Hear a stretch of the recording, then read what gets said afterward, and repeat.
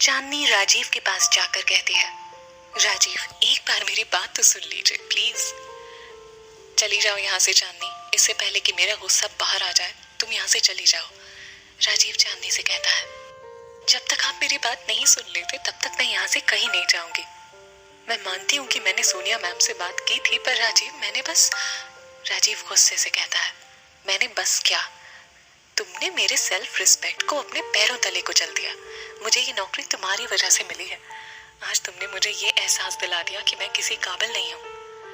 नहीं राजीव, चांदनी कहती है, बहुत महान बन गई ना तुम मुझ पर दया करके। तुमने सोचा होगा बेचारा राजीव खुद तो कुछ कर नहीं पा रहा है, तो मैं ही इन पर थोड़ी दया कर दूं, है ना?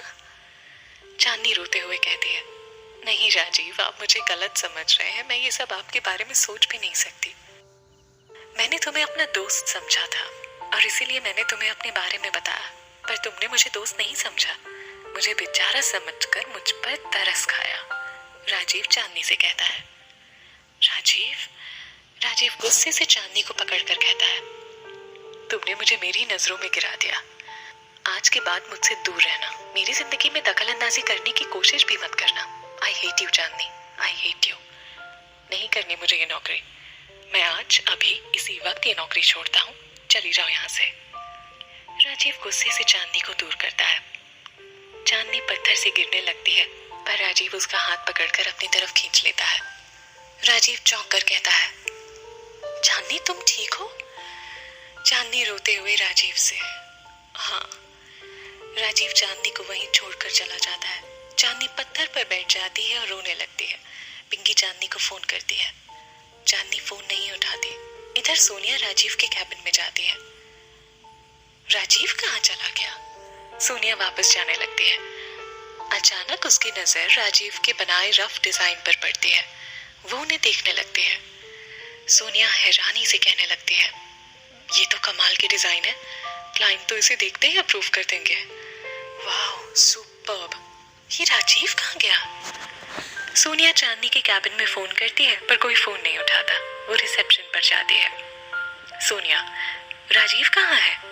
पिंकी सोनिया को बताती है, पता नहीं मैम, बहुत गुस्से में यहाँ से बाहर गए हैं। चांदनी कहाँ है? पिंकी घबराकर, वो मैम, आप जानते हो ना, कल उसकी तबीयत खराब थी, फिर भी आज ऑफिस आ गई। उसकी तबीयत और ज्यादा खराब हो गई है। वो तो चली गई, सिक्की सर से पूछ कर गई है। आप मीटिंग में थी। अच्छा ठीक है, मुझे राजीव का कांटेक्ट नंबर दो। जी मैम। पिंकी कंप्यूटर से राजीव का नंबर निकालकर सोनिया को देती है। सोनिया पूछती है, विक्रम ऑफिस आया है? जी मैम, आए हैं, पिंकी बताती है। कहाँ है? वो कुछ देर पहले मैंने उन्हें मिस्टर राजीव के कैबिन में जाते देखा था। पिंकी सोनिया को बताती है। सोनिया हैरानी से, राजीव के कैबिन में? ठीक है, तुम अपना काम करो। सोनिया राजीव का नंबर ट्राई करती है, पर फोन बंद आता है। सोनिया विक्रम के कैबिन में जाकर कहती है, तुम्हारी राजीव से क्या बात हुई? कहीं तुमने उसे नौकरी से तो नहीं निकाल दिया? मेरी इतनी मजाल कि मैं तुम्हारे फैसले के खिलाफ जाऊं? मैं तो बस उसे बधाई देने गया था। Any problem? विक्रम कहता है, अगर मुझे पता चला कि राजीव तुम्हारी वजह से गया है तो मुझसे बुरा कोई नहीं होगा। मुझे वो लड़का फिर से ऑफिस में चाहिए, समझे तुम? सोनिया कहती है। सोनिया ये कहकर वहां से चली जाती है और पिंकी से बात करती है। पिंकी, मेरी एक इम्पोर्टेंट मीटिंग है, मैं बाहर जा रही हूँ। जैसे ही राजीव से कांटेक्ट हो मुझे तुरंत फोन करना। जी मैम, पिंकी कहती है। पिंकी चांदनी को फिर से फोन करती है, पर वो कॉल रिसीव नहीं करती। पिंकी विशाल को फोन करती है। विशाल कहता है, हाँ पिंकी बोल। भाई चांदनी ने आपको फोन किया क्या? नहीं, क्यों? विशाल कहता है, पता नहीं, पर कुछ तो हुआ है। बात क्या है पिंकी? मुझे नहीं पता भाई।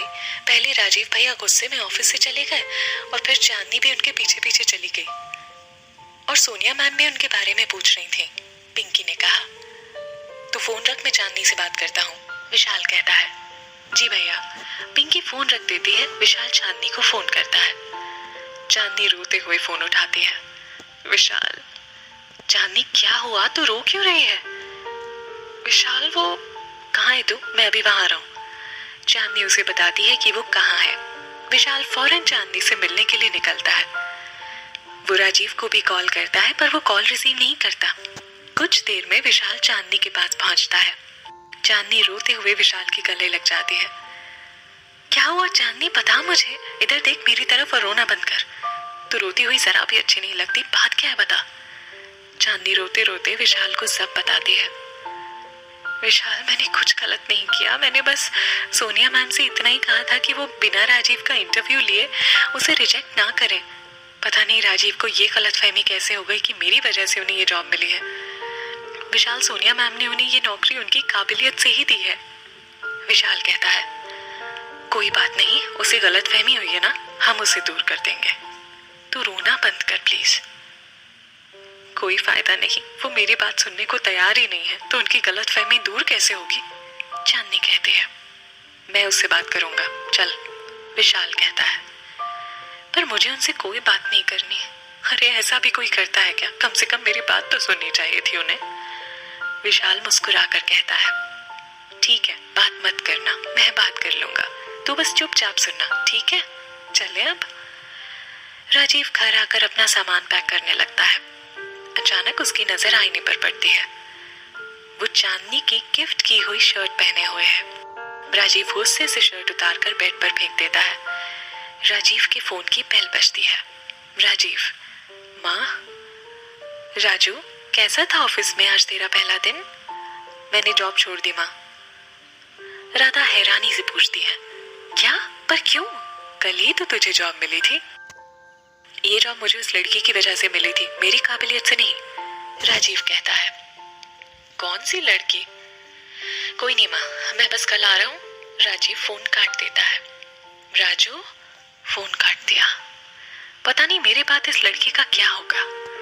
हे भगवान, मेरे राजू की जिंदगी में कोई ऐसी लड़की भेज दो जो उसे समझ सके, जिंदगी भर उसका साथ निभाए और मेरे बेटे से बहुत प्यार करे। विशाल और चांदनी घर आते हैं।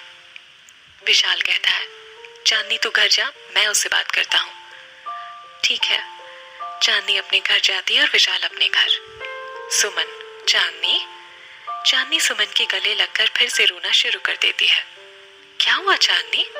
चांदनी सारी बात अपनी मामी को बताती है। चल यहाँ बैठ, मैं तेरे लिए नींबू पानी लेकर आती हूँ। सुमन कहती है। सुमन, ये ले पानी पी। चांदनी ग्लास पकड़ लेती है। सुमन उसके आंसू पोंछती है और उसके बाल ठीक करती है।